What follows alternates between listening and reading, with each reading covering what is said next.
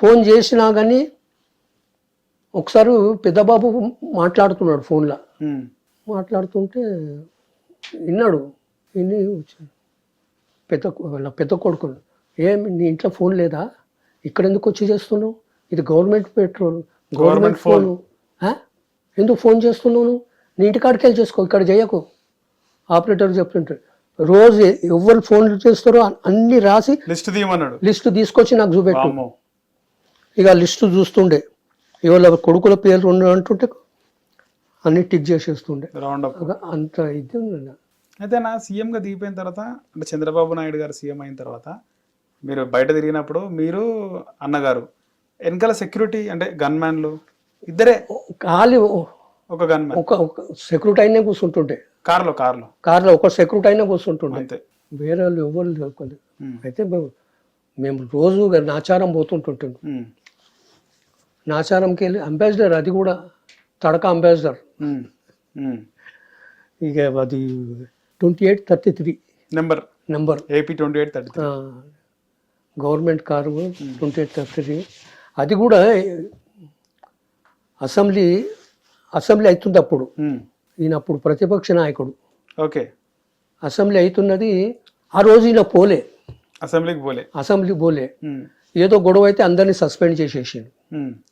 అలా ఈయనను కూడా సస్పెండ్ చేసారు. అయితే ఈయన దిగి లోపల పోతుంటే అటెండర్ ఆపిండు, సార్ మీరు సస్పెండ్ చేసిండు సార్. నేను అసెంబ్లీకే రాలే, నన్ను ఎందుకు సస్పెండ్ చేస్తారు? లేదు సార్ సస్పెండ్ చేసారు అంటే ఆఫీస్లో వచ్చి కూర్చున్నాడు. కూర్చొని నన్ను పిలిచిండు. ఇక సార్ కూర్చున్నాడని అప్పుడే చంద్రబాబు వస్తున్నాడు, నడుచుకుంటూ వస్తున్నాడు. లచ్చన కారు రిటర్న్ చేసేసి నువ్వు వచ్చేసేయి, సెలవు పెట్టి అనగానే చంద్రబాబు వస్తుండు, సెలవు పెట్టిరా, నువ్వేంది బోడి చెప్పేది, నేను చెప్పినా కదా. చంద్రబాబుని నువ్వేంది చెప్తావు, నేను చెప్పినా కదా, లచ్చన కారు ఇచ్చేసేయి, సెలవు పెట్టిరా అని ఎందుకన్నమాట. సస్పెండ్ చేసారు కదా ఈయన. నేను రాలే, అసెంబ్లీకి రాలే, నన్ను ఎట్లా సస్పెండ్ చేస్తారు మీరు? అది కారు వదిలేసేసి ఇక మారుతి కారు, ఆయన ఓన్ బిడ్డ కారు, ఆ కారు ఓ 2-3 రోజులు తిప్పిన. సార్ నాతో అయితే లేదు సార్ ఈ కారు తిప్పనీకే, అంబాసిడర్ నడిపిస్తా సార్. నాకన్నా ముందే సైకిల్ ఉరుకుతున్నాడు, 3 సైకిల్ ఉరుకుతున్నాడు. ఎవడన్నా కొడుకు ఎందుకు ఇంకో కారు కొందామని ఎందుకని అన్నాడు ఎప్పుడైనా? ఇంకో కారు కొందామని. కార్లు ఉంటాయి, ఎందుకు అంటే బాగా నడుస్తలేదు అన్నారు కదా, కొడుకుల కార్లు ఉన్నాయి కదా, ఎందుకు కారు ఎందుకు కొనాలి? సరే అని ఇక ఒక 2 రోజులు మారుతి నడిపించిన. ఇక నేను సెలవు పెట్టేసి వచ్చేసిన. 1.5 సంవత్సరంన్నర ఉద్యోగానికి సెలవు పెట్టిన. నేను ఉద్యోగానికి సెలవు పెట్టి ఆయన దగ్గర డ్యూటీ చేసిన. అయితే ఈయన బాబు సీఎం అయిన తర్వాత బాబు వచ్చిండు, నువ్వు ఇక్కడనే ఉండు అన్న. ఆయన నన్ను అన్నానే పిలుస్తుండే చంద్రబాబు. అప్పుడు కూడా అన్నానే అంటుండే, ఇప్పుడు కూడా అన్ననే అన్నాడు. అన్న నువ్వు సార్ దగ్గరనే ఉండు, నేను నీకు సహాయం చేస్తా. నేను నువ్వు మాట మీద ఉండు, నాకు సారు నా కూతురు వివాహం చేస్తా అని మాట ఇచ్చిండు. నువ్వు ఆ మాట నిలుపుకుంటే నేను సార్ దగ్గర ఉంటా అంట. నేను సహాయం చేస్తాను లచ్చన్న, నువ్వు ఇక్కడనే ఉండు అంటే. సరే మంచి సార్ మీరు చెప్పారు కదా ఉంటా అని ఆయన దగ్గరనే. ఎన్టీఆర్ గారి దగ్గర ఉన్నారు 14 సంవత్సరాలు 7 నెలలు, మొత్తము 1.5 years సెలవు పెట్టిన. ఈఎల్ అయిపోయినాయి, సిఎల్ అయిపోయినాయి, లాస్ట్ పే, ఆఖరికి లాస్ట్ పేలో కూడా చేసిన. మళ్ళీ డబ్బులు ఎవరు ఇచ్చారు మీకు? సార్ అయిండు, సీఎం అయిండు కదా, మొత్తం చర్చి సైన్ పెట్టేసి కంటిన్యూ చేసేసిండు అన్ని. మెడికల్, ఈఎల్, సిఎల్ అన్ని యాజిటేట్స్ వచ్చేసి అన్నీ అయిపోయినాయి. అసలు నిజంగా ఎన్టీఆర్ గారు చివరి రోజుల్లో చాలా బాధపడ్డారా? చాలా బాధపడ్డాడు ఆయన. ఎందుకు బాధపడ్డాడు అదే, ఇంత మంచి జీవితం నడిపించి ఈమెతో నాశనం అయిపోయినాడు. ఆమె ఫ్యూచర్ తెలుసుకున్నాడు, ఆమె ఫ్యూచర్ తెలుసుకుని కామ్ అయిపోయాడు. ఆమెను ఒక్క మాట అనలే, ఆయన అనలేదు, ఒక్క మాట అనలేదు. నిజంగా వైస్రాయ్ ఘటనలో ఎన్టీఆర్ గారి మీద చెప్పులు వేసినారు అని చెప్పి ఇప్పటికీ చాలా మంది మాట్లాడతారు కదా. ఏమేం లచ్చన్న గారు అప్పుడు వైస్రాయ్ హోటల్ పోయే ముందు ఏం జరిగింది? మేము అసలు మన ఇక్కడికి రావాలని చూసుకున్నాం, గవర్నర్ దగ్గరికి. ఓకే, రీజన్ ఇవ్వాలి కదా, ఎవరు ఎన్టీఆర్ గారు? రీజన్ ఇవ్వాలని గవర్నర్ దగ్గరికి పోతున్నాం. పోతుంటే మళ్ళీ ఏమనుకున్నాడు ఏమో, కారు తిప్పులు వచ్చానా అన్నాడు. ఇంటికి పోనీ అంటే మళ్ళీ ఇంటికి వచ్చేసినాం. రోడ్ నెంబర్ 13 వచ్చి కార్ పెట్టేసి చేతన్ రథం తీయన్నాడు.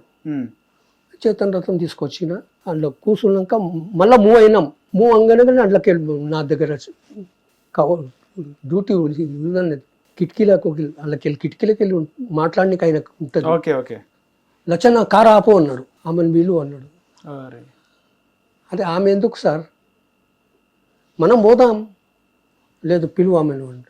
అప్పటికి ఆడికి పోదామని, వైస్రాయ్ హోటల్ పోదామని. అయితే ఆమెను పిలిచిండు, మోహన్ పిఏ మోహన్ పిలిచిండు. పిలిచగానే ఆమె వచ్చింది. వచ్చగానే ఆమెను ఎంత తీసుకొస్తున్నావు సార్? అయితే ఇంకా నాశనం అన్నావు సార్. నాశనం సార్ ఇది, ఆమెను తీసుకొస్తున్నావు నాశనం అయిపోతుంది, ఇక పార్టీ మొత్తం నాశనం అవుతుంది, రానియండి మీ ఇష్టం సార్ అన్న. మూవ్ అయినాం.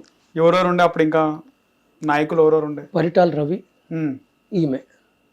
ఓకే, దేవినే నెహ్రూ కూడా ఉన్నట్టున్నారు. లేడు. ఆయన ఏమనలేదా? పరిటాల రవి గారు ఏమనలేదా వద్దని చెప్పి? పరిటాల రవి తీసుకొని వచ్చిండు. ఆమె లోపలనే, ఆమె దగ్గర లోపలనే ఉన్నాడు. ఆమెతో మాట్లాడుతున్నాడు. పరిటాల రవి తీసుకొచ్చి మీటింగ్ పోయినాక నేను నాశనం సార్ అన్నాసిన. డైరెక్ట్ ఆయన ముక్కనే అనేసిన, పోనీయండి వైస్రాయ్ పోనీయండి. అలాగే పైనుంచే వచ్చినాడు. వైస్రాయ్ పోనీయండి అంటే వైస్రాయ్ పోయినాం. పోయే మటుకు గేట్ క్లోజ్ చేసింది అక్కడ. ఈయనను చూసిండ్రు. ఈయనను చూసాగానే అందరూ ఎన్టీఆర్ జిందాబాద్, ఎన్టీఆర్ జిందాబాద్ ఒర్రుతున్నారు. లోపలికి వెళ్ళి ఒర్రుతున్నారు. అగర్ ఈమెను తీసుకొని రాకపోతుంటుంటే అందులోకి వెళ్ళి ఓ 5-6 మంది చొప్పు వేసిర్రు. ఎందుకు వేసారు చొప్పు? అసలు ఏం జరిగింది క్లియర్గా చెప్పండి. ఈమెను చూసి వేసిర్రు. అంటే ఎందుకు వేసినారు? ఆమె చూడగానే, ఈమెను చూసగానే కోపం, అందరికి కోపం. ఈమె మీద చొప్పేసిర్రు. నువ్వెందుకు వచ్చినావు అని చెప్పి ఈ చొప్పేసంగానే నా మీద వేసిర్రు అనుకోండి సార్. అయితే పరిటాల రవి మీటికెళ్ళు దిగుతున్నాడు.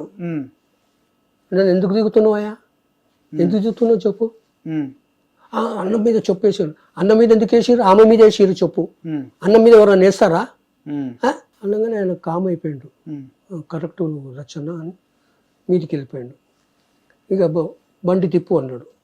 వాళ్ళకి ఏం పెట్టిండంటే, మీరు పోయినా కానీ, ప్రజెంట్గా పోయినా కానీ తర్వాత రిజల్ట్ చేపిచ్చేస్తాడు, డిజాల్వ్ చేస్తాడు, వేరే వాళ్ళకి ఇస్తాడు టికెట్లు, వేరే వాళ్ళకి ఇస్తారు. మీ అందరికీ డిజాల్వ్ చేసి మీకు ఎవరికి ఇవ్వరు టికెట్లు.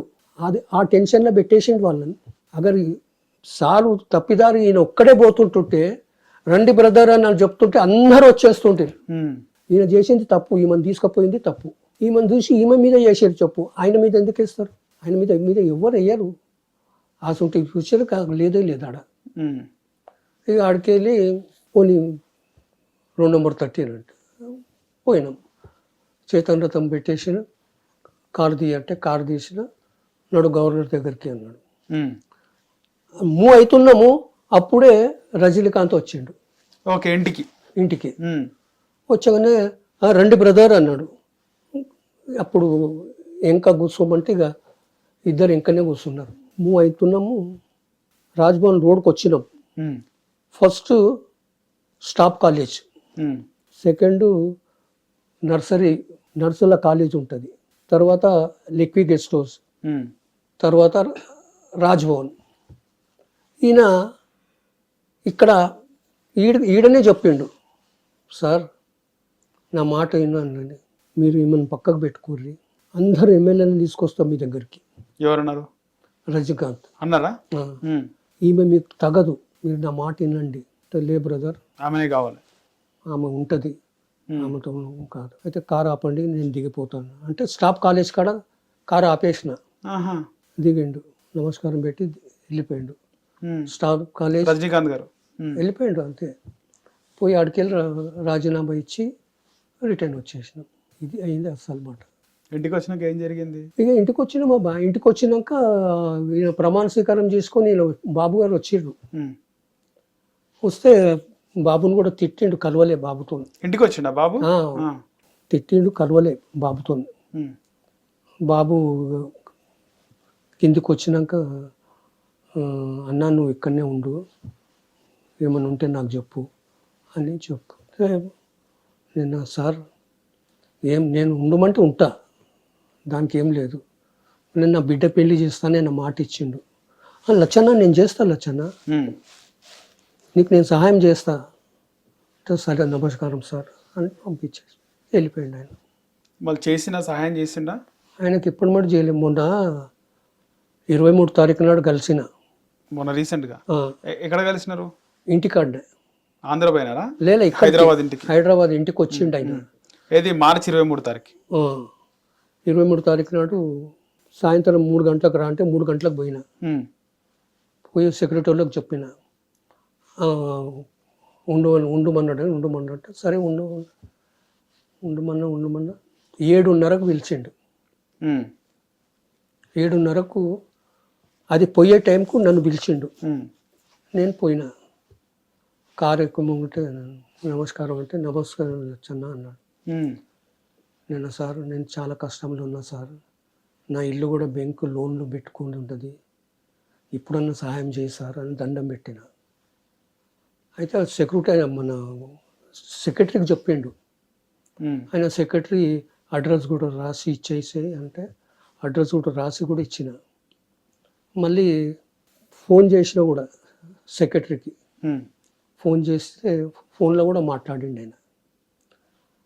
నీకేం కావాలంటే సహాయం చేశారు, నాకు పైసా సహాయం కావాలి, ఇదొక్కటి పుణ్యం కట్టుకో సార్, సార్కు చెప్పు సార్, నా ఇల్లు కూడా గిరువు పెట్టుకున్నది, బ్యాంక్ లోన్లో ఉన్నది, రోజు నెలకు 36,000 కడుతున్నా సార్ దానికి అంటే సరే లచ్చన్న నేను సార్కు చెప్తా అన్నాడు.